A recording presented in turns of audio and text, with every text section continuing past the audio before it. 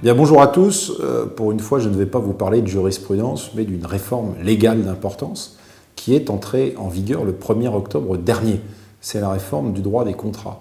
Elle impacte votre vie de franchiseur, puisqu'elle va impliquer certaines modifications de votre contrat de franchise et aussi une modification de certaines procédures, comme vos procédures de développement.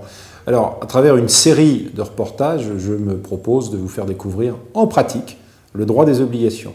Je n'ose pas dire le droit des obligations pour les nuls, mais enfin le droit des obligations pour les non-juristes qui sont chargés de développer et d'administrer un réseau de franchise. Alors, premier point important à connaître, et là ça vise clairement les développeurs de réseaux, le contrat de franchise ne doit pas être un contrat d'adhésion. C'est quelque chose qui vient un petit peu à l'encontre des pratiques généralement répandues dans les réseaux, où on a coutume de dire que le contrat de franchise s'impose à tous dans les mêmes termes, dans la mesure où il est nécessaire finalement à l'existence d'un réseau homogène. Donc l'homogénéité du réseau, l'homogénéité des comportements est permise par un empilement de contrats qui sont globalement identiques dans leur rédaction. Sauf que ça n'est pas tout à fait vrai, il faut nuancer. En réalité, ce qui est absolument nécessaire à l'identité du réseau, ce sont certaines clauses qui impliquent un comportement homogène sur l'assortiment des produits ou des services, l'usage de la marque. En revanche, d'autres clauses sont parfaitement ouvertes à la négociation et ne participent pas à l'homogénéité du réseau. Il en va ainsi des clauses pénales, par exemple, de clauses de non-concurrence, de clauses de confidentialité, de clauses de garantie financière, etc., etc. Donc en réalité, bon nombre de clauses pourraient finalement être soumises à une négociation effective avec des candidats franchisés. Quel est l'intérêt de soumettre ces clauses à la négociation effective ?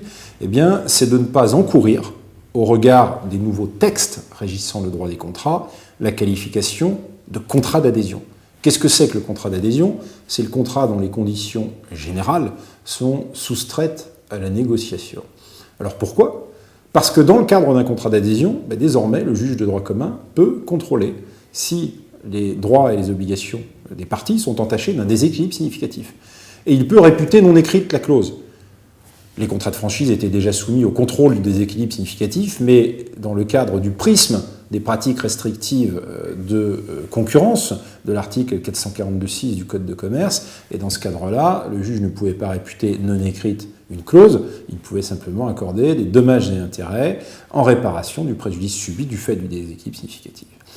Désormais, il existe une règle de droit commun dont l'articulation avec la règle spéciale reste à déterminer, mais on le voit, que ce soit sur le terrain du droit spécial, du droit commercial ou du droit général des obligations, il existe un risque pour le franchiseur à soumettre les clauses de son contrat à l'appréciation du déséquilibre significatif. L'un des moyens essentiels, l'un des moyens efficaces pour échapper au contrôle du déséquilibre significatif, c'est d'avoir en réalité une négociation effective. C'est-à-dire que le contrat ne soit pas soustrait à la négociation.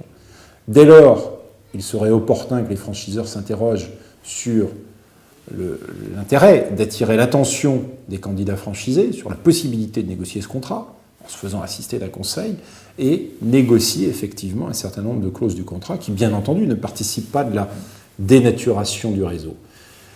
Les markups successifs des versions de contrat devraient à ce moment-là être conservés par l'enseigne qui devra pouvoir prouver, lorsque sera évoqué devant le juge le déséquilibre significatif, l'existence d'une négociation effective.